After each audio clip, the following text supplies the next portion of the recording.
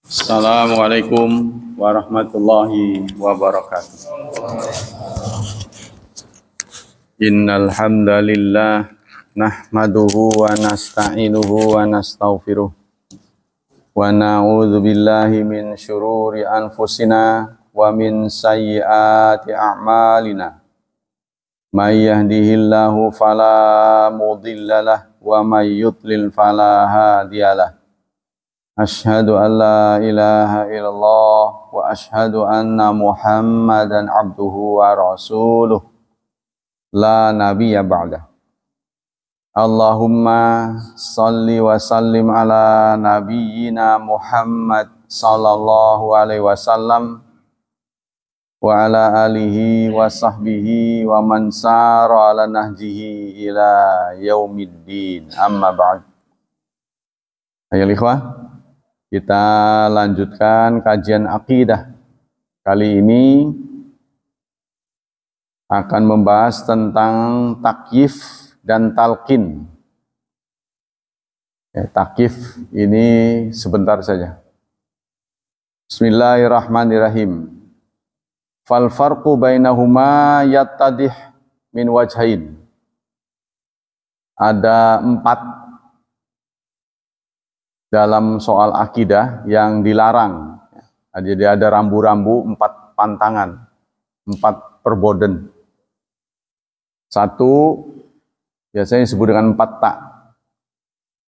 Ta'til, tidak boleh ta'til. Ta'til itu artinya mengingkari yang disebut oleh Allah, dan dalam Quran dan hadis dikatakan ada, kita harus meyakini ada. Ya, ini di seputaran akidah ya. Contohnya Allah datang turun di sepertiga malam ke langit dunia. Ya, itu ada hadisnya. Maka kita harus imani. Jangan karena kita sulit mengerti ya, lalu kita katakan tidak ada. Yang kedua, tidak boleh tahrif. Tahrif itu diambil dari kata huruf. Hurufnya nggak boleh diganti. Contohnya dalam salah satu ayat Allah menyatakan yadullah fawqa aydihim. Tangan Allah di atas tangan mereka. Nah, kita memahami tangan itu sebagai bagian dari anggota tubuh. Apakah Allah punya anggota tubuh?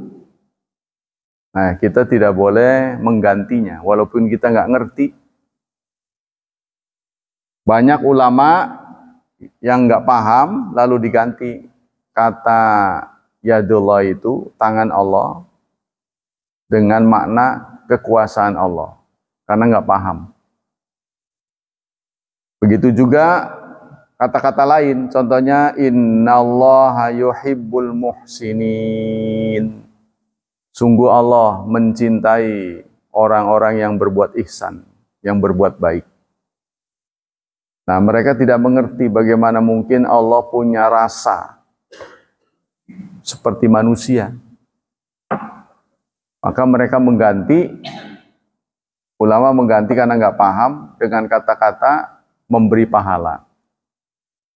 Jadi Allah memberi pahala orang yang berbuat baik. Nah, ini berarti penggantian. Allah tidak mungkin punya rasa seperti kita, cinta, benci itu. Ya, tapi memang dalam Qur'annya ada karihallah. Allah benci, Allah suka. Jadi kita harus biarkan begitu saja, karena dari sananya ada, katakan ada. Nah, itu namanya tahrif kalau diganti. Yang ketiga ini tamsil. Tamsil itu menyamakan dengan makhluk. Ya, tamsil ini seperti yang Allah firmankan, laisa kamitslihi syai'. Tidak ada yang menyamai Allah. Karena kita nggak paham lalu disamakan. Jadi menyamakan nggak boleh, meniadakan nggak boleh. Yang lebih khusus adalah takyif. Ya, kata di sini, takyif itu khusus pada sifat. Takyif itu mananya bagaimana mekanismenya pada sifat, katanya khusus pada sifat. Tapi kalau tamtsil itu bisa pada takdir, sifat dan zat. Jadi tamtsil itu lebih luas daripada takyif. Karena takyif itu mempertanyakan mekanismenya. Gimana? Nah, itu, ya, ini 4 hal yang dilarang. Nah, karena kita ini banyak nggak mudeng, harus diterima begitu saja. Ya, dalam masalah akidah ini namanya dogma.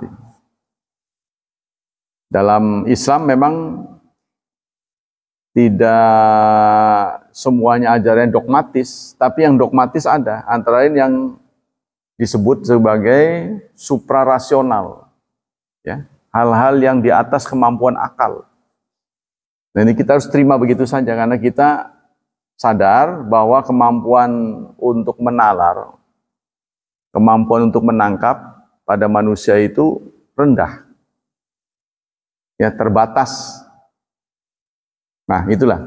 Ya, jadi kita terima begitu saja. Yang selanjutnya yang lebih bisa kita amalkan adalah talqinul mayyit. Mentalkinkan mayit. Talqin mayit ada atau terdiri dari 2 kata, talqin dan mayit. Nah, kita perlu tahu dulu apa itu talqin, apa itu mayit. Yang benar adalah memahami istaula. Ya, jadi Imam Nawawi, bukan Syekh Nawawi, Imam Nawawi pengarang Riyadhus Shalihin itu dianggap tergelincir. Ya, orang yang sudah kawakan begitu dianggap tergelincir karena dia memanai istawa itu dengan istaula, menguasai. Padahal mana istawa itu bersemayam. Nah, maka ada 3 makna ini. Pertama, menguasai. Jadi istawa bimana istaula. Ini menurut bahasa Arab pengalihan. Jadi nggak boleh menguasai arsy. Ya, seperti kita duduk di arsy, duduk di atas bangku, sumastawa alal arsy, duduk di atas bangku berarti kan terbatas. Ya, artinya ada pantatnya kan. Pantat kita ini dikuasai oleh bangku. Kan begitu. Berarti bangku itu lebih luas daripada tubuh kita. Nah, itu tidak boleh. Nah, yang maknanya gimana? Ya, sama dengan Allah melihat, Allah mendengar. Kita juga melihat, kita juga mendengar. Tapi Allah juga melihat, Allah juga mendengar. Cuma kita melihat kan dengan mata. Ya kan? Los matanya tutup kan nggak ngelihat. Kita mendengar dengan telinga. Maka terbayang oleh kita, apakah Allah juga punya mata?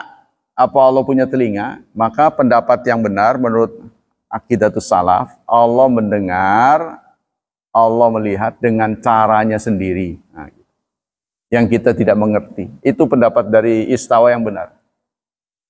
Jadi istawa itu Allah bersemayam di arsy dengan cara yang kita tidak mengerti. Itu akhirnya kesimpulannya. Mungkin itu coba dibaca lagi, didengar lagi. Mungkin justru terbalik, bukan istaula tapi bersemayam. Sehingga Kementerian Agama ketika menafsirkan itu, menerjemahkan itu bersemayam, dan dia kemudian bersemayam di atas arsy. Coba terjemah, mungkin terbalik itu justru. Jadi tidak boleh menguasai, malah artinya harus bersemayam, karena mana istawa itu bersemayam. Tinggal maksudnya. Tinggal di arsy. Kalau tinggal itu kan berarti kita tinggal di blok mana? Rumah kita kan lebih luas dari kita. Itu kan? Allah tinggal di arsy. Berarti Allah lebih kecil daripada arsy. Nah, kan pemikiran kita kan begitu. Seakan-akan Allah alamatnya di situ. Yaitu kita tetap yakini, jadi meniadakan, wah orang nggak ngerti, nggak boleh. Loh, kalau diartikan tempat tinggal kan seperti kita tinggal di rumah. Gak boleh juga. Maka Allah tinggal di arsy sesuai dengan cara Allah yang kita tidak mengerti. Itu makanya itu manal istiwa maklum menurut Imam Malik, istiwa kita mengerti maknanya. Wal kaifiyatu majhul, caranya kita nggak ngerti. Gitu caranya. Jadi bukan masa istiwa aja. Allah mendengar, Allah melihat, Allah punya tangan, kita punya tangan, Allah punya tangan. Tapi kita maknai tangan Allah dengan cara Allah sendiri yang kita nggak mengerti. Itu namanya terhindar dari takyif. Kalau bahasa kita mau kepremen ya Allah, itu tidak boleh. Karena kalaupun kita mikirin kepremen nggak akan kejawab. Caranya itu. Jadi justru memanai menguasai itu yang tidak boleh. Jadi Imam Nawawi memanai istawa itu dengan menguasai itu disesatkan oleh banyak ulama. Jadi memanai istiwa itu dengan istaula itu justru tidak boleh. Maknanya harus bersemayam memang. Tapi caranya dengan cara Allah yang kita tidak mengerti. Sama dengan Allah turun sepertiga malam ke langit dunia. Berarti Allah lebih kecil daripada dunia. Kalau namanya turun kan. Terus bagaimana namanya sepertiga? Makna sepertiga itu gimana? Kita dengan Arab Saudi, kita sekarang sudah, katakanlah kita nanti matahari terbit, malamnya sudah habis, di sana masih malam.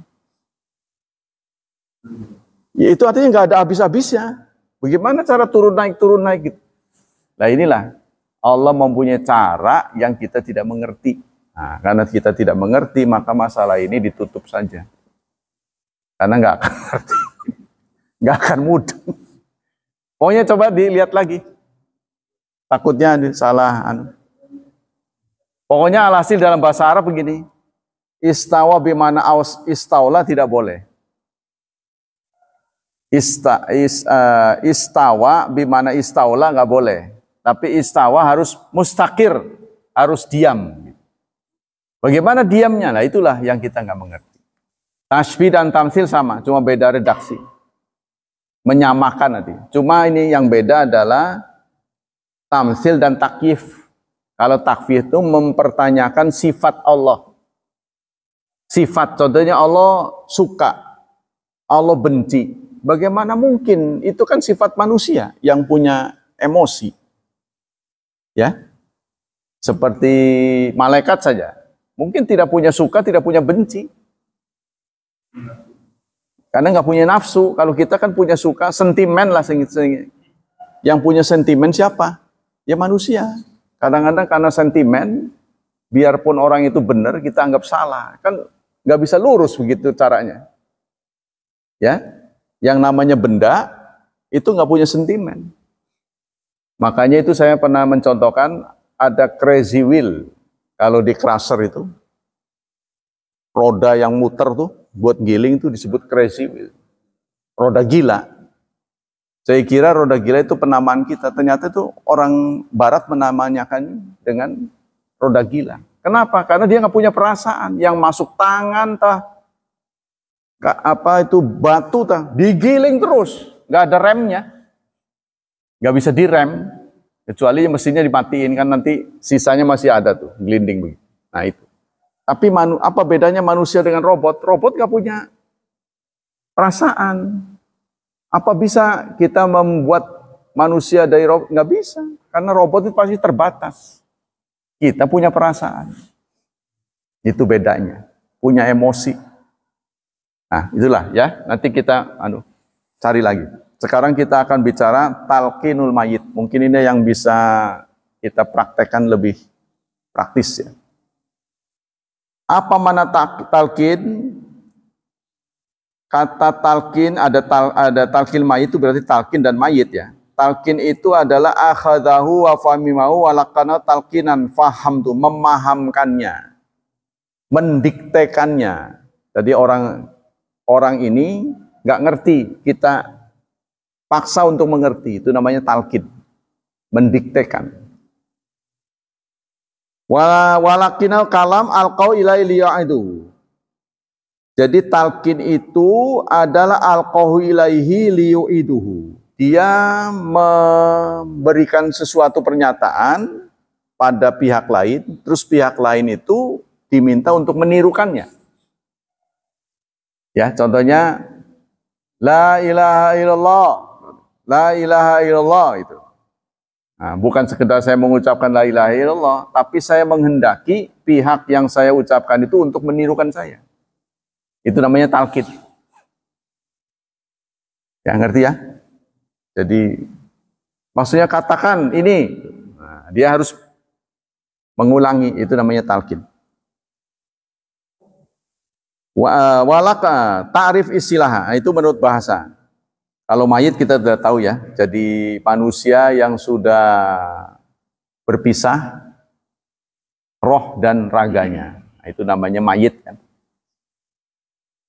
Tadkirul yang disebut talqinul mayit menurut istilah tadkirul muhtadar biqauli la ilaha illallah, mengingatkan orang yang sekarat dengan la ilaha illallah litakuna akhir kalami minat dunia, supaya ucapan la ilaha illallah itu adalah ucapan terakhir selama di dunia. Nah, itu maksudnya tujuan dari talqin itu. Ya, jadi kita la ilaha illallah, la ilaha illallah itu supaya dia mengucapkan. Sehingga itulah ucapan terakhir. Al-alaqah bainal lughawi wal syar'i. At-ta'rif syar'i munbathiqun minat ta'rif. Hukumnya sekarang. Hukum talqin apa status hukumnya? Masyru'un bil ijma', disyariatkan. Jadi talqin itu bagian dari syariat. Qala Nawawi al-amru bi hadzal talqin amrun nadbin wa ajma'al ulama ala hadzal talqin. Kata An-Nawawi, perintah talqin ini adalah perintah sunnah. Ya, dianjurkan, anjuran. Dan ulama sudah sepakat terhadap talqin ini. Wa qala al-qari al-jumhur wa anna yundabu hadzal talqin. Menurut mayoritas ulama, status hukum talqin adalah mandub, dianjurkan. Wa dzahir hadis yaqtadi wujubahu. Tapi kalau dari sisi dilihat dari hadis, kalau dilihat dari hadis, itu bentuknya perintah. Ya, karena Rasulullah mengatakan katakan. Ya, suruh mengatakan. Menurut jumhur sunnah. Ya, tapi kalau dilihat dari hadis, Rasulullah mengatakannya itu dengan kata-kata perintah. Katakan gitu. Hakikat dari talqin itu adalah antuzakira syahada indal muhtadar. Anda mengingatkan syahadat kepada orang yang sekarat, liyasma'aha, supaya dia mendengar, fayaquluha, dan dia mengucapkan. Fa in qalaha, kalau berhasil dia bisa mengucapkan, ya. Kalau dia bisa mengucapkan alhamdulillah. Wa ila qila lahu amran birifqin. Kalau tidak berhasil, ulangi. Ya. Qul la ilaha illallah. Jadi kita mengatakan ucapkan gitu.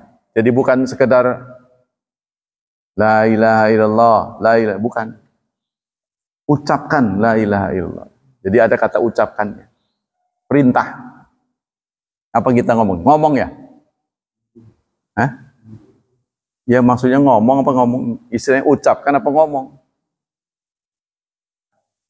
Bukan kepada yang mau ninggal nih. Ngomong la ilaha illallah, apa ucapkan.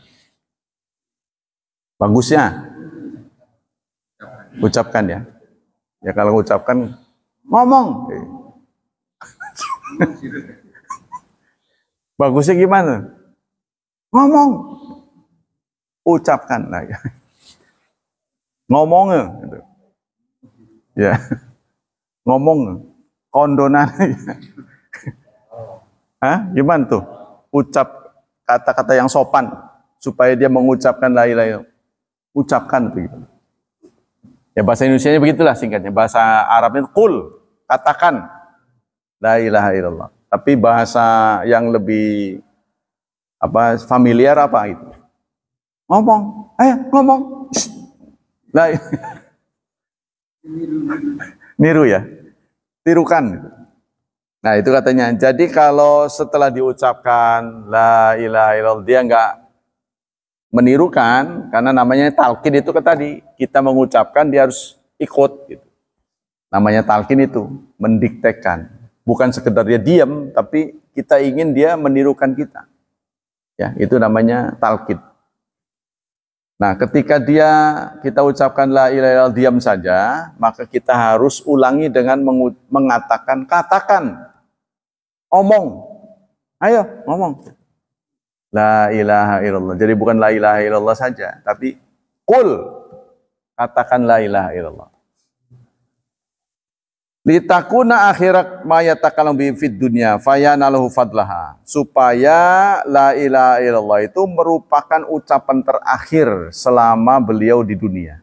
Nah, nanti dia akan mendapat pahalanya. Ahadul mufradat mutalibil akhirah fima yakhtas muhtadar. Pentingnya talqin. Man laqana la ilaha illallah faqalaha wa mata 'alaiha wajabat lahul jannah. Barang siapa yang berhasil mentalkinkan mayit, maksudnya belum mati ya, menjelang kematiannya maksudnya. Lalu dia berhasil mengucapkannya dan mati dengan ucapan itu, maka wajib baginya surga.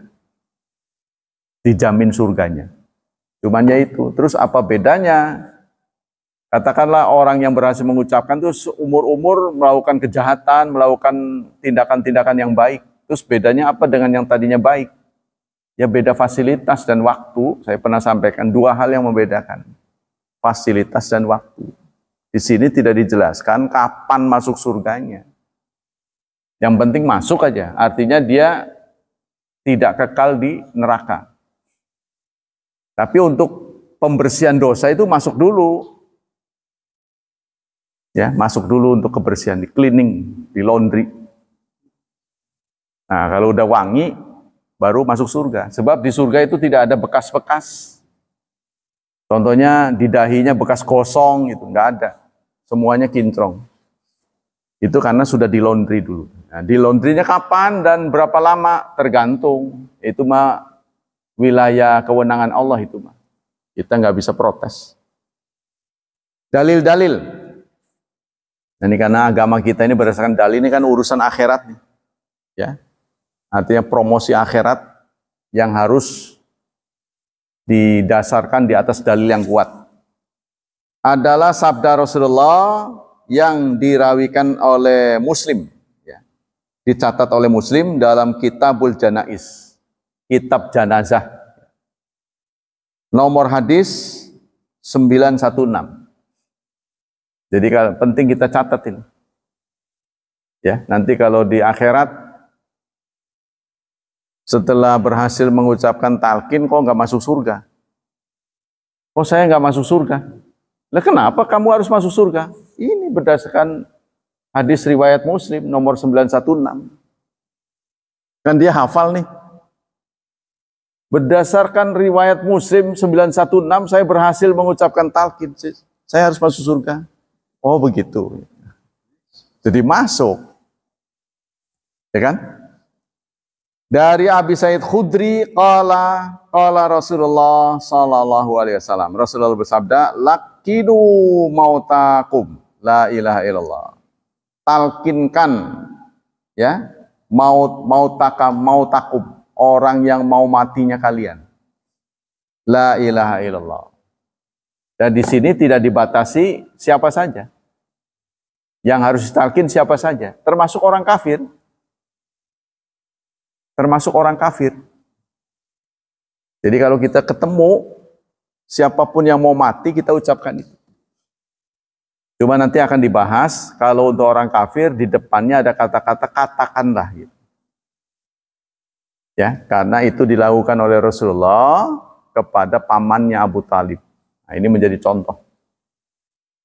Jadi kalau orang Islam kan udah paham, la ilaha illallah kan sudah paham. Jadi cukup la ilaha illallah. Tapi dia nggak menimpali, menang baik. Katakan la ilaha, baru ada kata katakan.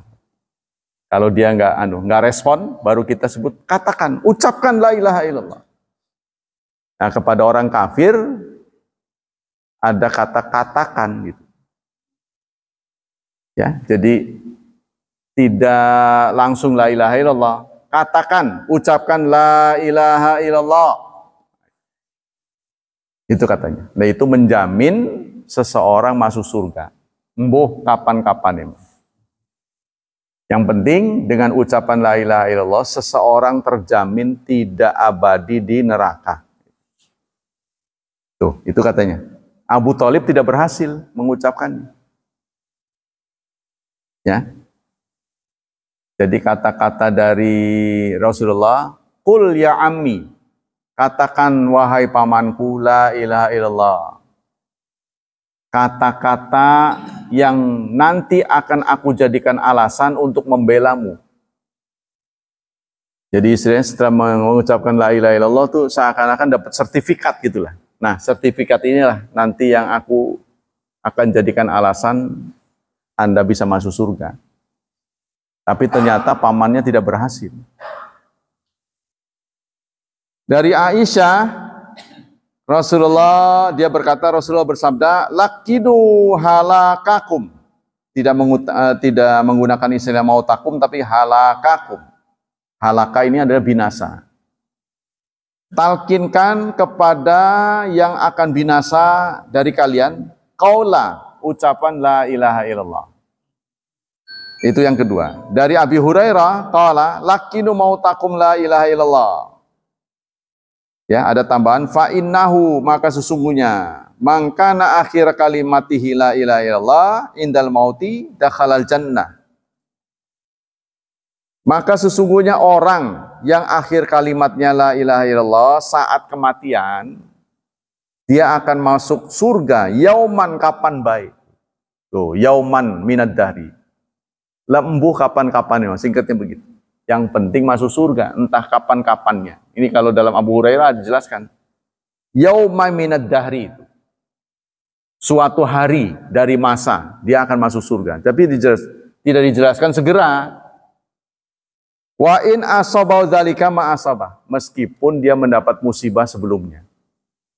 Singkatnya, hadis Abu Hurairah ini menjelaskan, walaupun dulunya jahat, bejat, nggak ketulungan. Tapi kalau ucapan terakhir di dunia la ilaha illallah, beruntunglah dia. Oh, amoh temen. Karena yang mengatakan itu sehat, waras, normal. Iya, gampang amat. Itu yang mengucapkan orang yang sehat. Tapi kalau dia sudah berbaring begitu, wah susah. Tapi sudah dipermudah oleh Allah, karena itu ucapan la ilaha illallah ini tidak ada huruf mimnya, katanya. Tidak ada huruf syafawinya. Jadi dalam la ilaha illallah ini tidak ada huruf syafawinya. Huruf syafawi itu kan dua, mim dan ba. Ya. Kalau kita mengucapkan mim mati itu kan harus mingkem. Ya. Mustaqim, mingkem. Tapi di la ilaha illallah tidak ada huruf mingkemnya. Supaya apa? Supaya gampang. Jadi kalau lagi melongo, la ilaha illallah, bisa. Coba Pak Andi.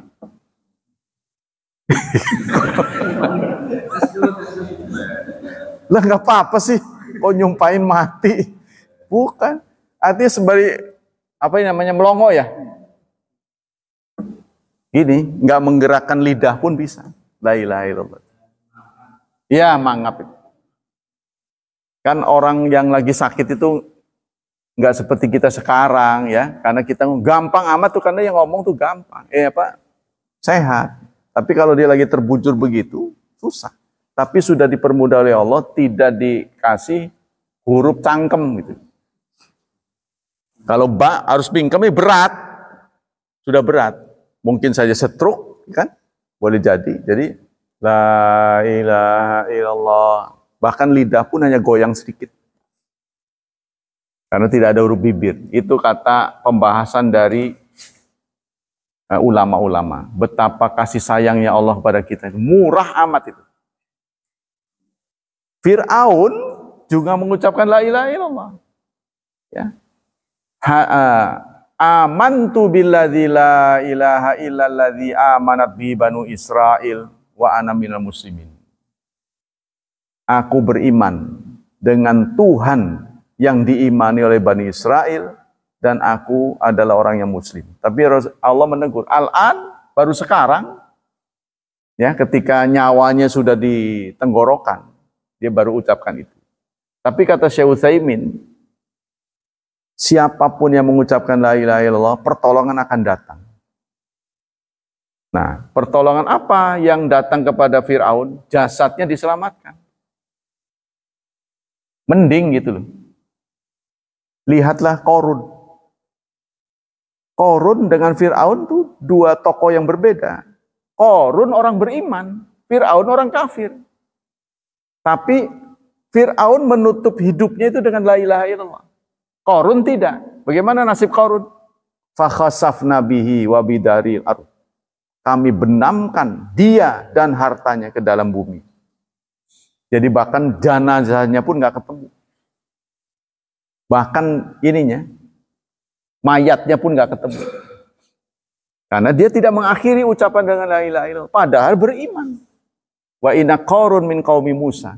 Qarun itu adalah kaumnya Musa. Katanya masih saudara sepupunya. Katanya. Bayangkan itu, ya, bisa terjadi pada siapa saja termasuk kita. Jadi Fir'aun meski seumur-umur jahat, tapi dia ingat di hari akhirnya. Jasadnya diselamatkan. Maka Syekh Utsaimin mengatakan, siapapun yang dalam keadaan kegentingan, dia ingat Allah, kemudian la ilaha illallah, pasti diselamatkan. Nggak tahu apa yang diselamatkan itu. Jadi nggak separah kalau dia lupa. Katanya gitu. Jadi maksudnya la ilaha illallah benar-benar jarem gitu. Mantra yang betul-betul mujarab. Jangankan oleh muslim, orang kafir pun yang mengucapkannya akan selamat. Pernah ada acara di gereja, tiba-tiba ada guncangan gempa. Allahu Akbar, Allahu Akbar, pada lari. Gale orang Kristen tapi mengucapkan Allahu Akbar. Yaitu mereka selamat. Ya. Nah, kita lanjutkan. Wa talqinul mauta bihadzi kalimat sunnatun ma'suratun amila bil muslimun. Mentalkinkan orang yang mau mati dengan kalimat ini adalah sunnah ma'surah yang diamalkan oleh kaum muslimin, ya. Wa dzalika liyakuna akhir kalimi la ilaha illallah fayuhtamu lahu bisa'ada wa liyadkhula fi umumi man kana akhir kalimi la ilaha illallah dakhala jannah. Jadi kalau ada orang ditalkin dan berhasil mengucapkannya, maka beruntunglah dia. Setidaknya keberuntungannya itu tidak kekal di neraka. Jadi tiket tidak kekal di neraka itu tadi, mengucapkan la ilaha illallah. Adapun cepat apa enggaknya, tergantung ini, hisabnya nanti. Ada yang datang ke surga secepat kilat. Itulah mereka-mereka yang syahid. Yang matinya syahid. Datang tanpa melalui portal-portal gitu, nggak ada portal, semuanya terbuka. Tapi ada yang lowbat, musruk, ya, sembari merayap gitu, merangkak. Nah, selama merangkak itu ditotoli penghuni neraka. Ada yang narik-narik begini, ada yang ditarik ke sana, jadi dia memperlambat itu. Itu katanya begitu. Wa qala Ibnu Taimiyah mengatakan waqad sabata anna nabiyya amara bitalqini la ilaha illallah wa qala. Sudah subut, kata Ibnu Taimiyah, hadisnya sahih, ya, yang menjelaskan bahwa Nabi memerintahkan talqin la ilaha illallah wa qala. Beliau bersabda, "Man kana akhir kalamil minad dunya la ilaha illallah dakhalal jannah." Barang siapa yang terakhir kalamnya di dunia la ilaha illallah, maka akan Allah masukkan ke surga. Qala Ibnul Qayyim, la syahadatu alla ilaha illallah indal maut ta'thirun azimun fi taqris sayiat. Kata Ibnu Qayyim, syahadat la ilaha illallah saat kematian itu merupakan pengaruh yang amat besar. Ya. Pengaruhnya besar dalam apa? Dalam penghapusan dosa. Li'annaha syahadatu min abdin muqinin biha. Karena orang mau mati itu harapan hidupnya sudah tidak ada. Maka dia akan fokus. Jadi udah nggak ngelihat angak-ingok lagi. Istri cantik lagi, kenapa kita nerplung? Makanan enak juga sudah nggak doyan. Fokus tuh. Dia fokus. Nah, maka fokusnya itu kalau berkeyakinan la ilaha illallah dengan ucapan lain, maka akan dimasukkan ke surga. Walaupun tadi itu cuma sedikit ya, waktunya sebentar. Laqiya rabbahu bi syahadatin sadiqatin khalisatin. Jadi dia berjumpa dengan Tuhannya dengan kesaksian, testimoni yang jujur dari hatinya, ya. Karena memang orang saat sekarat itu betul-betul fokus dan dia tulus, sudah nggak mikirin dunia lagi. Udah sadar saya tidak akan lama lagi. Biasanya dia menjadi baik. Jahat pun menjadi baik. Oh, saya yang betul-betul menyaksikan itu adik saya lah, yang saya teringat-ingat. Akhirnya dia mengatakan begini, lo menang katanya. Menang? Emang apaan, saya tanding sama kamu? Kamu yang menang katanya. Benar, apa yang semua kamu katakan itu benar. Bahwa kekayaan itu harus dinikmati. Kekayaan itu harus dipakai untuk kebaikan. Sekarang saya kaya, kamu nggak sekaya saya, tapi kamu menikmati apa yang kamu punyai. Saya makan, kamu makan, makananmu murah, makananku mahal, tapi di lidah pahit ya. Karena dia harus makan pel, satu bijinya 1 juta. Jadi orang kalau sudah dihadapkan pada situasi seperti itu, sudah fokus. Sudah nggak kepikiran dunia ini. Wa farra ila Allah minan nas, dia akan lari fokus kepada Allah. Wa anisa bihi duna masiwah, dan dia merasa tenang. Dia sudah istilahnya menetapkan dirinya, menyiapkan dirinya untuk berangkat. Tuh, katanya menjelang kematiannya, maka cover akan dibuka. Cover akan dibuka. Raga dan nyawa kita bersatu, cover ditutup. Kita tidak tahu yang gaib. Tapi begitu mau berangkat, dibuka. Maka itulah banyak yang menyesal. Ya, di surat Al-Munafiqun menjelang akhir, Rabbi laula akhartani ila ajalin qarib. Ya Tuhan, tidak bisakah aku ditunda? Tidak bisakah kematian ini ditunda? La as-saddaqa wa akum minas salihin. Saya mau sedekah, saya menjadi orang saleh. Allah menyatakan apa itu? Wala yu'akhirallahu nafsan idza jaa ajaluha. Allah tidak mungkin menunda apabila ajal sudah datang. Gak bisa. Karena sudah waktunya. Dan saya menghadapi fenomena yang berbeda. Masalah-masalah yang berkaitan dengan talqin. Bagaimana cara talqin? Ikhtalafa fi dzalika, terjadi perselisihan pendapat. Bagaimana caranya? Fadzahaba jama'atun ila talqin muqtadar bi kalimatil ikhlas duna amri biha. Ada yang mengatakan ucapkan saja la ilaha illallah tanpa menyuruh, katakan enggak usah. Tapi diucapkan la ilaha illallah. Ya, kita ucapkan begitu. Ya, satu pendapat mengatakan begitu. Wa dzaba jama'atun ila amri wa tawasata qaumun fa fasalu fil mas'alah. Sebagian yang lain mengatakan harus mengucapkan, katakan. Ucapkan itu harus ada kata ucapannya. Katakan. Ngomongnya. La ilaha illallah. Jadi jangan disebut la ilaha illallahnya saja, tapi nyuruh gitu. Ada kata suruhan. Ucapkan, ayo ucapkan. Itu ya, pendapat yang kedua. Pendapat yang ketiga, tafsil. Bagaimana keadaan. Ini antara mengucapkan atau tidak gitu ya. Artinya mengatakan kata suruh, nyuruh atau tidak gitu.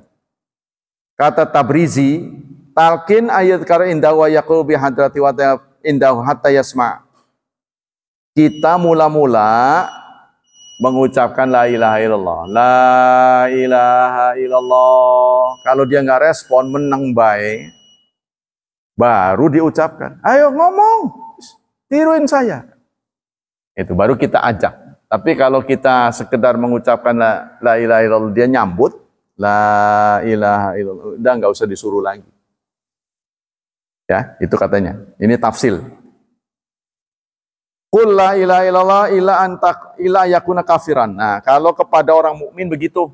Kalau kepada orang mukmin mula-mula kita mengajak dengan lembut, dengan nyindir la ilaha illallah tanpa menyuruh. Kalau dia bandel, gak mau niruin, baru kita colek. Ayo ucapkan la ilaha illallah. Katanya gitu. Kalau orang kafir, jangan dengan kata lembut, ucapkan, nyuruh. Jadi gak usah disindir karena dia gak paham. Dia gak terbiasa mengucapkan la ilaha illallah. Makanya suruh, ayo ucapkan la ilaha illallah. Tiruin saya. Jadi itu caranya. Wa dzahaba Albani ila anal murada bitalqin ala amru la mujarrada dzikri syahada indal muhtadar. Kata Albani, mentalkin itu bukan sekedar mengucapkan, ya. Tapi amru bi ayyaqul khilafan lima yazunu ba'du. Harus ada kata katakan gitu. Jadi bukan sekedar suruh la ilaha illallah, tapi katakan la ilaha illallah. Anna Rasulullah ada rajulan minal ansar. Ini berdasarkan dalil, kata Albani, suatu saat Rasulullah pernah mengunjungi seorang pemuda yang sedang dirawat. Lalu Rasulullah datang ke sana mengatakan, ya Khal, qul la ilaha illallah. Wahai Khal, paman. Rasulullah mengatakan paman. Artinya mungkin ini orang tua. Ya sama dengan mang gitu kan. Tapi kan bukan berarti mamang kita. Ini suatu kehormatan. Malah si yang sakit itu khol apa am katanya. Kata dia itu, yang sakit itu ngomong paman dari ibu apa paman dari bapak. Karena dalam bahasa Arab, paman dari ibu itu khol. Paman dari bapak am. Maksudnya yang sakit ini nanya, khol apa am? Mamang singdi. Mamang kakang tah, mamang apa gitu. Ini yang sakit malah ngomong begitu. Faqala khal. Nah, kata Rasulullah, khal dari ibu, paman seibu. Ya karena ibunya kan Hawa kan. Maksudnya gitu. Mamang apa kakang gitu kan. Yang sakit tuh ngomong begitu. Kalau mamang kan umum, kalau kakang mungkin masih ada hubungan kan. Fa khairun li an aqula la ilaha illallah. Lalu yang sakitnya mau ngomong, jadi kata-kata yang terbaik hari ini adalah la ilaha illallah. Saya harus mengucapkannya. Begitu kata yang sakit. Faqalan nabiyyu sallallahu alaihi wasallam, Nabi menjawab, "Na'am." Ya. Sekarang kata-kata yang terbaik yang keluar dari mulutmu la ilaha illallah. Jadi sempat dialog malah yang sakit. Ya, kata tadi tuh disebutkan oleh Albani begitu. Jadi harus katakan la ilaha illallah. Jadi maksudnya dia masih bisa merespon. Jadi dia mengerti kenapa dia mengucapkan la ilaha illallah. Bukan sekedar menirukan, membeok, tapi dia mengerti kenapa saya harus mengucapkan la ilaha illallah. Karena Allah menjanjikan kalau la ilaha illallah itu merupakan ucapan terakhir dari mulutmu, maka kamu dijamin masuk surga. Dia harus mengerti itu. Itu kata Albani. Wa dzahaba Utsaimin ila tafsil. Sementara Syekh Utsaimin mengatakan harus sesuai dengan kondisi. Faqala wa hal yaqulu bil lafzil amri, apakah perlu ada kata-kata katakan atau tanpa katakan? Ya, kita perdengarkan saja. Jadi kita ucapkan di dekat telinganya. La ilaha illallah, enggak usah mengatakan katakan. Atau perlu. Nah, ini Syekh Utsaimin mengatakan, yang bagi fi hadza ayanzura ila halil marid. Kita harus melihat situasi dan kondisi yang dihadapi yang sakit. Fa in kanal marid qawiyan yatahammal aw kana kafiran fa inu yu'maru. Kalau yang sakit itu masih bisa diajak ngomong, masih kuat, atau yang sakit itu kafir, ya. Fayaqalu la ilaha illallah, maka kita harus mengucapkan katakanlah. Ucapkan la ilaha illallah itu. Jadi bukan sekedar la ilaha illallah saja, ya. Kalau yang sakit ini kuat atau kita menghadapi orang kafir, ucapkan la ilaha illallah. Kita harus ada kata-kata ucapkan. Tapi qul la ilaha illallah ikhtam hayataka bila ilaha illallah wa ma'asfadik. Atau kita sebut lagi kata-kata akhiri ucapan duniamu dengan la ilaha illallah. Kamu akan masuk surga. Jadi diberi sekalian janjinya. Ya, atau kita bacakan hadisnya. Barang siapa yang ucapan terakhir di dunia la ilaha illallah masuk surga. Ucapkan. Kamu akan masuk surga. Nah, jadi nego. Kalau pasiennya masih kuat, artinya daya dengarnya masih cukup. Tapi kalau udah lemes, ya ucapkannya la ilaha illallah. Gitu ya. Jadi tergantung. Wa in kana musliman dhaifan fa inna la yu'maru. Tapi kalau yang dirawat itu muslim serta udah lemes, dhaif, maka nggak usah ada kata-kata ucapan. Wa inna ma yadhkurullah indahu hatta yasma falyatadzakkar wa hadza tafsil ma'khudhu min athari wan nazar. Supaya dia ingat saja. Jadi kita hanya memperdengarkan di telinganya la ilaha illallah, la ilaha illallah gitu. Ya, tapi kalau dia masih dengar, katakan. Ayo ucapkan sekarang. Amal asar fali anan nabi amar amau Abu Talib inda wafati ayakul. Hadis-hadisnya sebagai berikut. Saat Abu Talib paman Rasulullah mendekati kematian, beliau mendekatinya. Lalu beliau berkata, ya ammi, wahai pamanku, kul, katakan. Tuh. Karena Abu Talib kafir. Katakan pamanku la ilaha illallah. Wa aman nazar fali ana in qalaha fa huwa khairun. Adapun secara nalar yang terbaik adalah sampai dia bisa mengucapkan. Ya, jadi orang yang sakit ini sampai bisa la ilaha illallah. Tapi kalau nggak bisa, target kita paling tidak terpendam dalam hatinya. Karena dia udah nggak bisa ngomong lagi. Fala farada anna sadaqa sadruhu bihadzal amr wa lam yaqulha fa huwa baqin ala hali lam yu'athir alaina syai'an wa kadzalika idza kana musliman wa huwa mimman yatahammal fa in amarnahu biha la tu'athir alai wa in kana dha'ifan fa in amarnahu biha rubama yahsul bi raddu fi'lin bihaitsu yadiqu sadruhu. Jadi kita harus melihat situasi dan kondisi orang yang kita suruh, ya. Kalau dia lagi ngkos-kosan begitu ya kita suruh ya kontraproduktif ya singkatnya. Tapi kalau dia lagi tenang, masih bisa ya masih normal lah.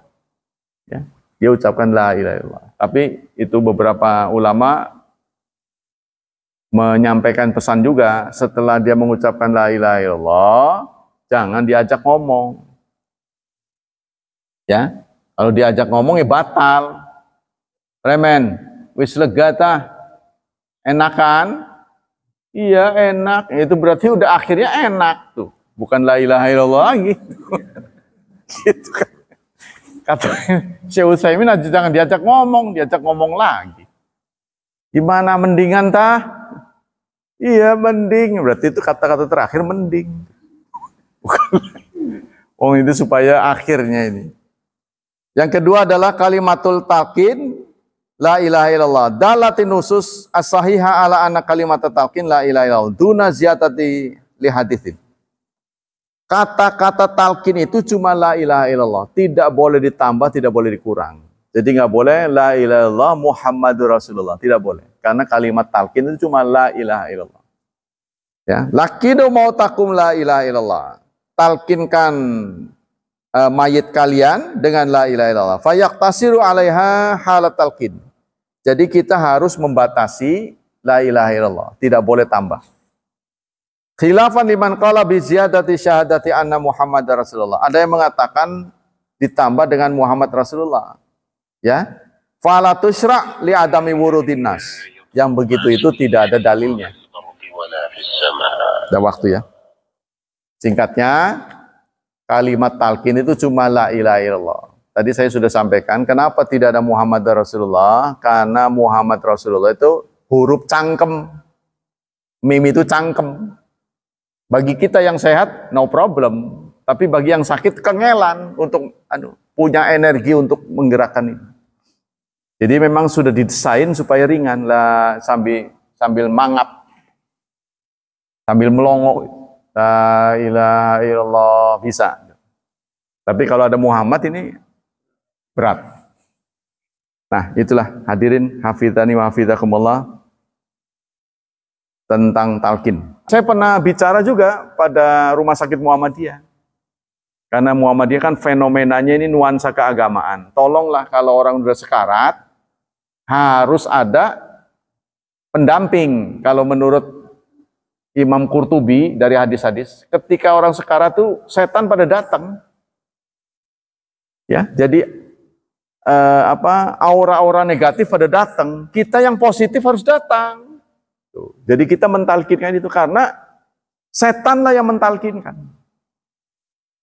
Jadi setan turut mentalkinkan supaya dia banyak temannya. Itu Pak. Jadi ini patut kita cermati. Kalau itu terjadi pada keluarga kita. Kita harus nemenin untuk talqin. Kalau tuli dan bisu itu bebas syariat. Ya. Kalau orang sudah kenyataan tuli dan bisu itu bebas syariat. Tidak perlu sholat lagi. Karena itu Allah takdirkan tuli nggak bisa sekaligus, bukan tuli dan bisu ya. Tuli dan buta. Jadi kalau double, tuli dan buta, ada orang begitu, itu udah bebas dari syariat. Ya, ya karena dia mau belajar gimana, ngelihat nggak bisa, dengar nggak bisa. Jadi bukan tuli dan bisu, tuli dan buta. Ya, begitu Pak. Cara anunya. Iya, saya belum pernah ini ulama. Gimana? Ditulis mungkin dengan alat peraga ya, supaya dia paham. Persoalannya karena hadis ini redaksinya lakina mau takum. Talkinkan mayit-mayit kamu. Jadi mayit itu dianggap sudah mati. Padahal maksudnya menjelang kematian. Lakinu kan mau takum, mauta itu sudah mati. Talkinkan mayit-mayit kamu. Nah, jadi mereka memahaminya itu sudah mati. Padahal harus dilihat praktek Rasulullah harusnya. Prakteknya bagaimana? Sahabat itu. Jadi kalau orang melihat dari sisi redaksi nggak melihat praktek, akan kesulitan. Maksudnya nggak ada contoh, makanya itu para ulama mengatakan syahadat itu la ilaha illallah Muhammad Rasul itu mengandung dua makna. Pertama ikhlas, yang kedua mutaba'ah. Jadi tidak sekedar ikhlas saja, tapi harus meneladani Rasulullah. Prakteknya bagaimana? Baik, demikianlah hadirin hafizani wa hafizakumullah kajian pagi ini. Semoga Allah memberikan pahala yang berlipat untuk kita.